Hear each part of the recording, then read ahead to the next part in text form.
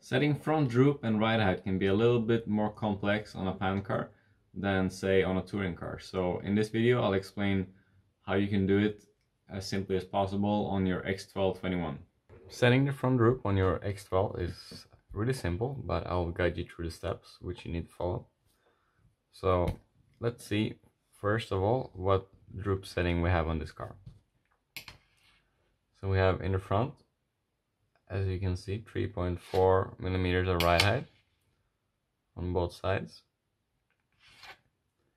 And how do you measure the droop?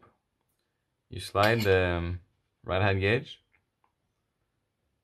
just as you would to check the ride height, and you lift the chassis from the body post with your fingers as far as you can feel that it travels through the spring. You can actually feel the droop like that. It's very little on a 12 scale in the front, but you can feel it moving to where it stops. And the difference between the ride height and where the suspension stops to travel, that's your droop. You measure this by sliding the ride height gauge in when fully extended. So in this case it's 3.4 ride height.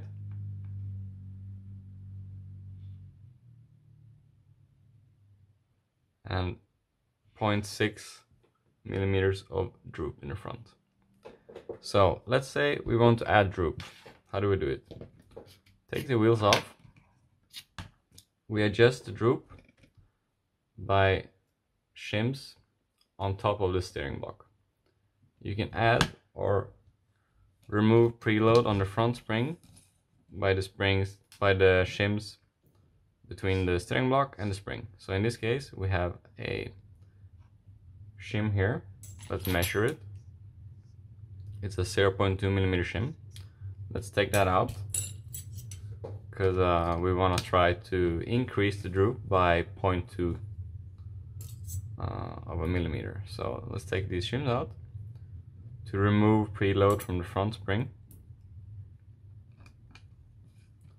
We put the springs back on and we put the wheels back on and we check the ride height once again. Now you will see that the ride height has dropped 0.2 millimeters because we have less preload on the front spring. So to compensate for that, you will need to remove 0.2 millimeters of shims from underneath the arms.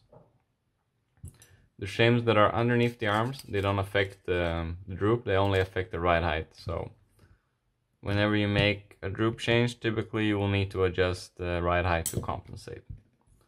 But we can check the droop anyway now. You'll see that it's 3.2 millimeters of ride height instead of 3.4. It means it's dropped and we have less preload. So we pull the suspension back up like we did previously. And you will see that now we have 0.8 millimeters of droop instead of 0.6. So we've gained 0.2 millimeters of droop. So what is a good droop setting to start? Since we started running solid axles in the rear of the car, I found that a little less front droop helps the car to stay flatter and stay more consistent. So typically I will run around 0.4 or 0.5 millimeters of front droop. Compared to what I ran before with a diff in the rear, I would run 0.6, 0.7, 0.8. I would never run more than 1 millimeters of front droop, and I would usually not run less than 0.4, but this is just my personal preference. I know a lot of guys like to run no front droop, so no droop at all, to make the front really flat. And this is especially helpful for high grip surfaces like CRC black carpet, and especially for stock classes.